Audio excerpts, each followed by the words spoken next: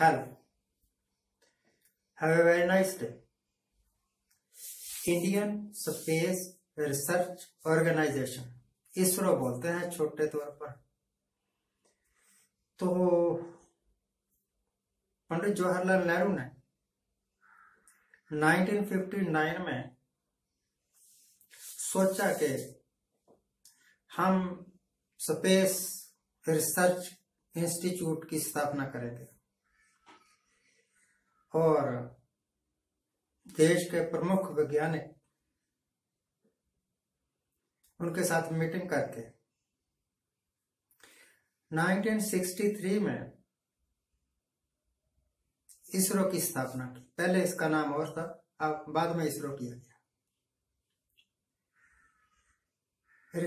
Research करना space की कि कैसे अमेरिका, रशिया वगैरह स्पेस में अपने रॉकेट भेज रहे थे, हम कैसे भेजें।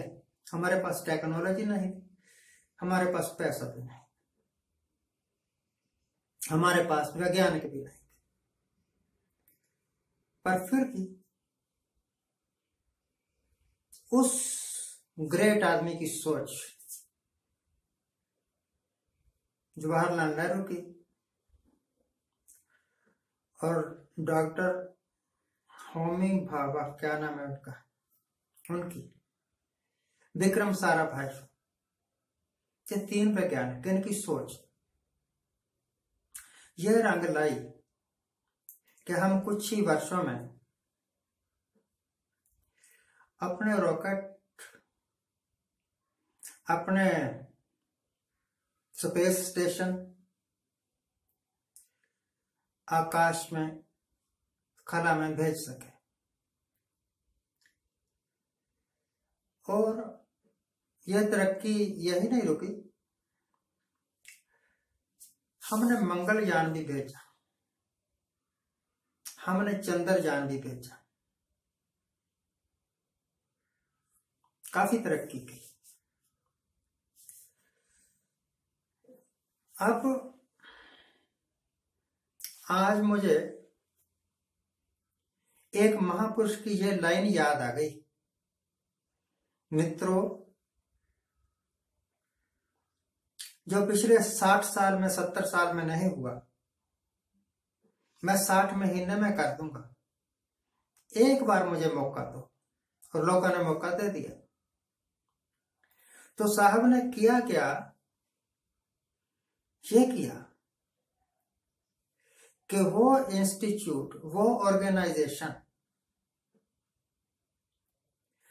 जिसके ऊपर सिर्फ और सिर्फ गवर्नमेंट ऑफ इंडिया का ही अधिकार होना चाहिए, उसको भी प्राइवेट प्लेयर्स के वास्ते खोल दिया। और अब टाटा जैसे, अंबानी जैसे लोग, जिन्होंने कभी साइकिल की ब्रेक भी नहीं बनाई, वो लोग अंबानी जैसे, जिनको इन्होंने रफाल के कल पुर्जे बनाने का ठेका दिया था, अब अपने सैटेलाइट, अपने रॉकेट स्पेस में भेजा करेंगे। एस्टैब्लिशमेंट सारी गवर्नमेंट ऑफ इंडिया की, पैसा सारा खर्च हुआ आज तक गवर्नमेंट ऑफ इंडिया का, और फायदा उठाएंगे ये लोग। अभी 2-3 दिन पहले एक रॉकेट भेजा इन्होंने कि आकाश में ट्राई करो। वो प्राइवेट पार्टी थी जिसने ये अपना रॉकेट भेजा, गवर्नमेंट ऑफ इंडिया की डिपार्टमेंट से। मशीनरी सारी हमारी, रिसर्च सारी हमारी, वैज्ञानिक सारे हमारे, पैसे देके या क्या पता मुफ्त में ही कह दिया हो, आ भाई तू भी ऐश कर। रॉकेट भेज रहे हैं प्राइवेट लोग, और कोई खुश हो या ना हो, अंध भक्तों को खुश होने का पूरा मौका है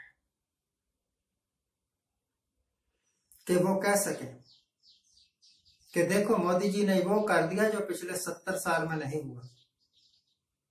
अब प्राइवेट लाले जिनका मकसद होता है सिर्फ प्रॉफिट कमाना, अब हमारी स्पेस रिसर्च में भी दखल देंगे। हमारी स्पेस रिसर्च ऑर्गेनाइजेशन जिसके ऊपर सारा पैसा लगा हुआ है सरकार का, सारे दिमाग लगे हुए हैं हमारे बड़े बड़े वैज्ञानिकों का, उसका फायदा ये उठाएंगे लाल है।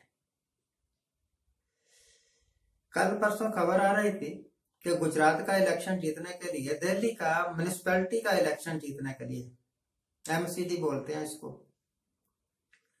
साहब ने अपने कैबिनेट के बड़े बड़े मंत्री 18 और बीजेपी शासित राज्यों के मुख्यमंत्री, अपनी पार्टी के बड़े बड़े नेता जेपी नड्डा जैसे, उनको कहा कि जाओ प्रचार करो, कहीं गुजरात हाथ से ना निकल जाए, कहीं दिल्ली हाथ से ना निकल जाए। और वो डट गए, प्रचार कर रहे हैं।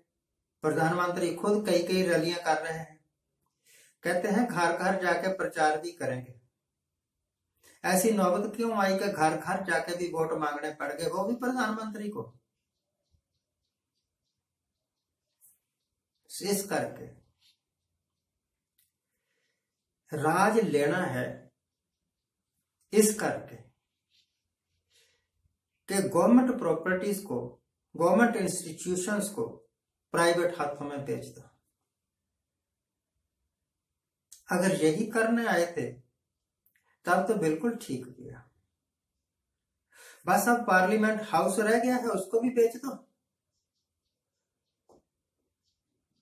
अब हिंदुस्तान के खेत खलिहान रह गए हैं, उसको भी बेच दो। फिर हमारी किडनियां और लीवर भी निकाल निकाल के बेचना शुरू कर देना। कोई ऐसा देश मैंने नहीं देखा, सुना नहीं मैंने, देखा तो मैं इंडिया से बाहर ही नहीं गया, बाहर जाता तब देखता, सुना नहीं मैंने, जो ऐसा देश जो अपने गवर्नमेंट के इस्टेब्लिशमेंट्स को प्राइवेट हाथों में दे रहा है। सिर्फ यही है सबसे बड़े व्यापारी जो दे रहे हैं प्राइवेट हाथों में। और हालात इतनी बुरी है कि देश नहीं संभल रहा। रोज यहाँ बलात्कार होते हैं, रोज यहाँ लड़कियों के कत्ल होते हैं। उनकी जिम्मेवारी किसकी है भाई? मुझे लगता है वो भी सरकार की ही जिम्मेवारी है। तो अंधभक्तों खुश हो जाओ कि आपके चहेते लीडर ने हिंदुस्तान की, आपको पता है हमारा जो एटॉमिक एनर्जी डिपार्टमेंट है वो भी इसी के साथ कनेक्टेड है, इसरो के साथ ही। यानी अब प्राइवेट प्लेयर्स का उसमें भी दखल होगा, हमारे डिफेंस में भी दखल हो गया ना इस हिसाब से।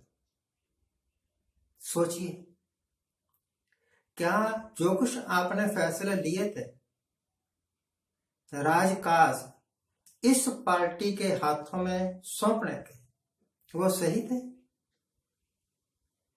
ऐसे ही फैसलों के कारण पहले मुगल आए, फिर पठान आए, फिर अंग्रेज आए, अब पता नहीं है किसको लेकर आ जाएंगे। Thank you very much for watching, keep watching, think before you won't.